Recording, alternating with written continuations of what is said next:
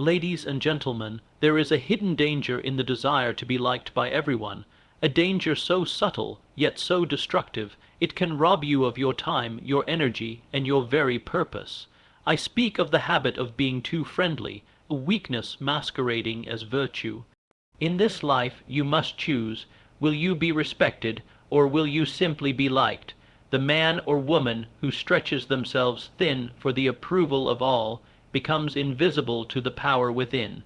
When you give too much of yourself away, when you say yes when you mean no, when you smile at those who drain you, you are not being kind, you are surrendering your greatness. The most successful individuals in history were not the most agreeable, they were the most focused. They didn't waste energy appeasing mediocrity. They didn't dilute their purpose to please the crowd. They chose their circle carefully, their words deliberately, and their time ruthlessly, and so must you. You must understand, friendliness is not strength. It is a tool. Use it when it serves your mission, but never allow it to control you. A powerful mind is selective. It does not chase attention, it commands respect through clarity, through boundaries, through purpose.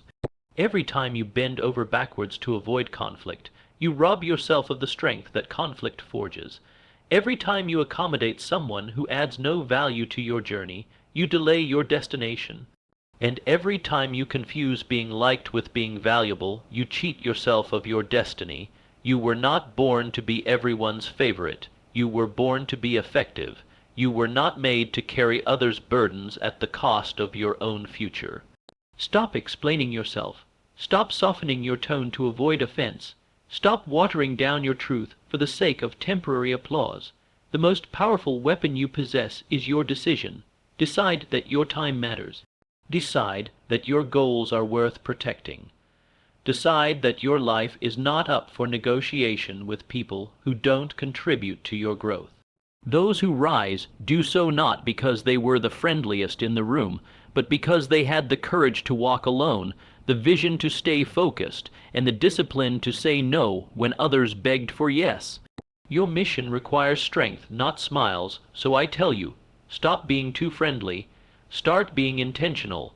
Excessive friendliness, though often praised as a virtue, can silently become one of the most dangerous habits a person develops. When friendliness turns into the need to please, into the inability to say no, or into a constant attempt to be liked by all, it stops serving its original purpose. What once was a gesture of goodwill becomes a gateway for others to violate your time, your peace, and your boundaries. It allows people to take more than they give, to expect more than they should, and to feel entitled to access parts of you that should be reserved for the deserving few. A person who is too friendly often feels obligated to make everyone comfortable, even at the expense of their own energy.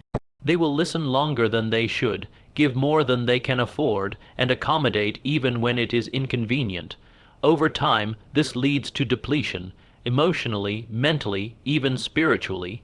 It creates an imbalance in your relationships where others are allowed to demand, but you are expected to serve.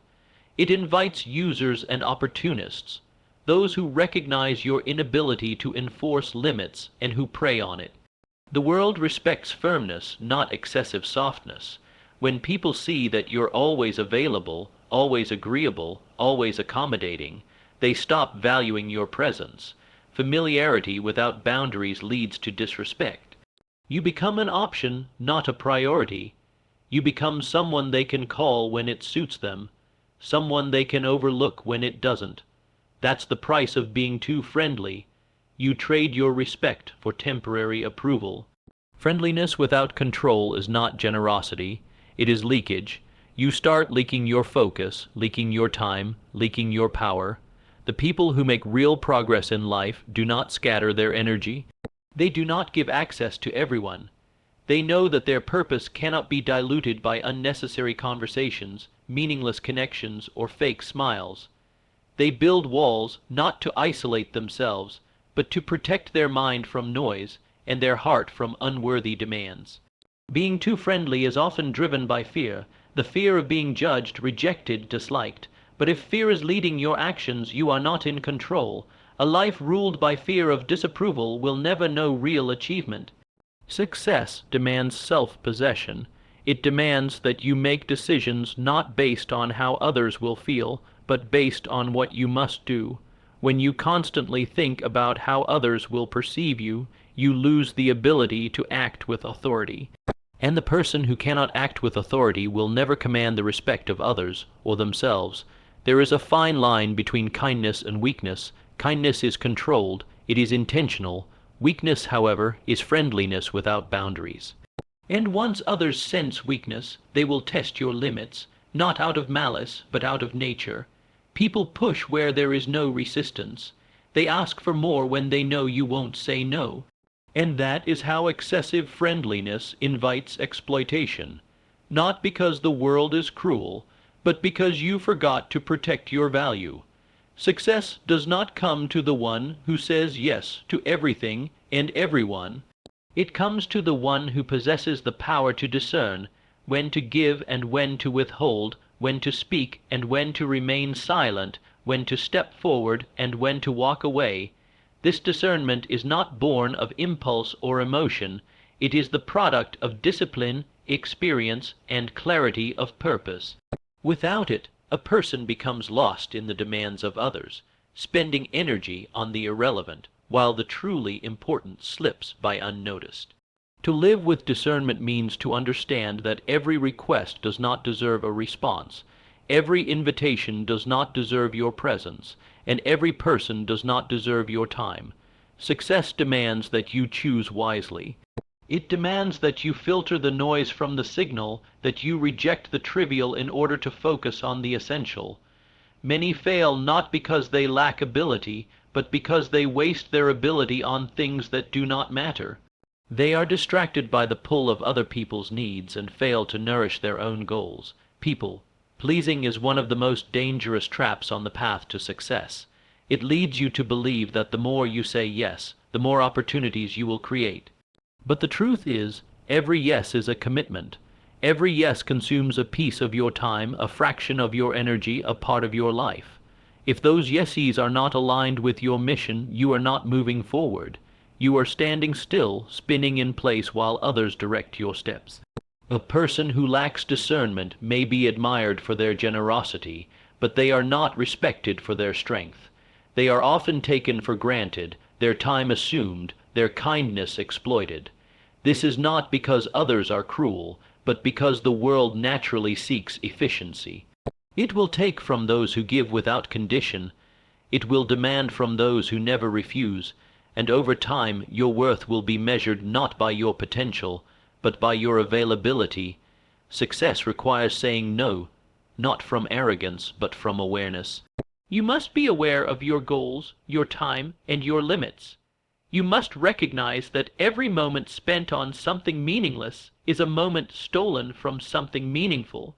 The truly powerful are not the ones who try to please the crowd, but those who move with intention, who guard their energy as if it were treasure, because it is. Discernment is what separates those who are busy from those who are productive. It is the key to cutting through distraction and staying loyal to your purpose. The more focused your actions become, the more powerful your presence becomes. People begin to recognize that you do not move without purpose.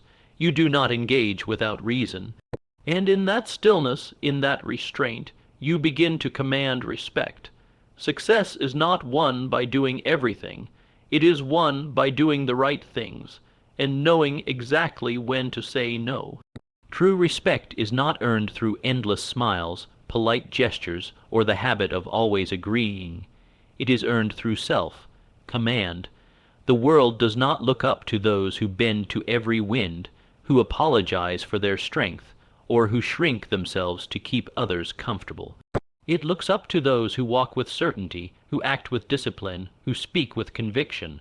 When a person possesses control over their own mind, over their reactions, over their decisions, they become a force others cannot ignore. Respect is not given to the one who is always available. It is given to the one who is deliberate. When you command yourself, you teach others how to treat you. You show them your time is valuable because you guard it. You show them your attention matters because you choose where to place it. When you know who you are and what you stand for, people may not always like you, but they will respect you, The man or woman who chases approval weakens their spirit. Every time you adjust your behavior to win favor, you move further from your true power. The crowd does not follow the one who blends in. They follow the one who stands firm, who makes decisions without hesitation, who does not rely on validation to feel complete. That is self-command, the inner strength to walk your own path, even when it is unpopular. The individual who rises in life is not the one who flatters others the most. It is the one who has earned their own respect first. When you govern your impulses, when you act based on principle instead of emotion, when you do what is right rather than what is easy, you send a message to the world. This is a person who cannot be manipulated, who cannot be moved without reason. And that message earns respect far more than any charm or friendliness ever could. You must understand that power does not lie in being liked. It lies in being respected. And respect comes from consistency, from boundaries, from discipline. It comes from the way you carry yourself when no one is watching, from the standards you set for your life and the standards you enforce. It is the result of how you treat yourself and how you expect others to treat you in return. A person who constantly seeks to be liked ends up invisible. They fade into the background because they offer no resistance, no opinion, no strength, but the one who is anchored in self-calm and cannot be ignored. Their presence is felt, their decisions are noticed, their words carry weight, not because they are loud, but because they come from a mind that does not waver. Respect is not a gift, it is a reward for the ones who lead themselves before trying to lead others, for the ones who master their emotions before expressing them, for the ones who remain firm in chaos, who do not react to every distraction, who move only when it serves their mission. The world may test them, but it cannot shake them. And in that strength, they earn what cannot be demanded, respect. Over-accommodating others is one of the quietest ways to destroy your own progress. It does not come with loud distractions or obvious setbacks. It creeps in slowly, disguised as kindness, as responsibility, as being a good friend, a good partner, a good person. But the price you pay for constantly adjusting yourself to meet the needs of others is the steady erosion of your own goals. You start by giving a little of your time, then a little of your energy, and before long, your focus belongs to everyone but you. The person who constantly puts others first is often praised, but rarely protected. The world will take and take from those who never say no and never stop to ask if you can afford to give. This isn't about being selfish, it's about being strategic. When your schedule is ruled by favors and obligations that do not serve your mission, you are not being generous, you are being distracted. Success does not bloom in a life filled with interruptions disguised as duty. You are not placed on this earth to carry everyone's burden. Every time you put your own priorities on hold to solve someone else's crisis, you teach your mind that your desires are optional, that your time is flexible, that your dreams can wait, and every time you delay your dream, you distance yourself from the results that only come through sustained effort and clear purpose. People who succeed are not cold, but they are clear. They understand that their energy must be preserved and directed. They understand that if they are too accessible, too flexible, too quick to say yes, they will never build anything lasting, because anything worth building requires long hours of undisturbed focus. It requires the strength to say, I cannot help you right now, and the courage to enforce it, even when it feels uncomfortable. Over-accommodating others also sends the wrong message, that your time and energy are easily replaced, that your priorities are not urgent, that you are always available, and once people believe that, they will expect it. They will come to you not with appreciation, but with assumption. An assumption leads to exploitation, not because people are cruel, but because you failed to draw the line. No one will protect your goals for you. No one will remind you to focus, to stay disciplined, to guard your energy. That is your responsibility. And if you continue to place everyone else's comfort above your own calling, you will wake up one day and realize you've built a life for others, not for yourself. The road to success is narrow. You cannot walk it while carrying everyone. You must travel light, focused, and free, And that means learning to say no to what distracts, even when it comes wrapped in friendship, family, or obligation. It means putting your mission first, not because you are heartless, but because you are here to build something that matters. Controlled emotions and selective association are two of the most vital traits possessed by individuals who achieve extraordinary success. Without control over your emotions, you become a slave to the moment, reacting instead of deciding, exploding instead of responding, bending instead of standing firm. Without selective association, you surround yourself with energy that drains you, voices that confuse you, and minds that weaken your direction. Together, these two disciplines determine the altitude of your ambition and the strength of your results. A person who cannot control their emotions cannot control their future. Every outburst, every moment of doubt, every anxious decision weakens your position in life. When you are ruled by how you feel instead of what you know, you become inconsistent. And inconsistency kills momentum. Success demands calm under pressure. It demands that you think while others panic. It demands that you keep your inner world steady regardless of what happens around you. The storm may rage outside, but your mind must remain still. That is the discipline of power. Emotional control is not the absence of feeling. It is the mastery of it. It is the ability to feel anger, but respond with clarity. To feel fear, but act with courage. To feel pressure, but perform with precision. The most powerful individuals are not those who lack emotion, but those who refuse to be controlled by it. They know how to pause, reflect, and choose their response with purpose, rather than being dragged by impulse or reaction. That is how respect is earned, through restraint, through measured strength, through calm decision-making. Alongside this control must come the wisdom of selective association. You cannot fly with anchors tied to your feet. You cannot reach clarity while surrounded by noise. The people around you either sharpen your mind or dull your spirit. They either challenge your thinking or drain your focus. Every conversation either adds value or steals energy, and the successful understand this. They choose their circle with great care. They do not socialize to fill time. They associate to multiply strength. The right people will push you to grow. The wrong people will pull you to stagnate. The right environment will elevate your thinking. The wrong environment will normalize mediocrity. Association is not just about relationships. It is about identity. Who you surround yourself with slowly becomes who you allow yourself to be. That is why you must be ruthless in your standards. Keep company with those who live with purpose. Protect your energy as fiercely as you protect your goals. Control and select. These are the silent powers of success. When you master your emotions, you master your decisions.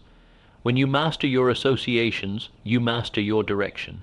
Together, they create the mindset that cannot be shaken, the focus that cannot be broken, and the strength that cannot be ignored. Success is not loud. It is built quietly, within the choices you make, the company you keep, and the control you enforce over your inner world.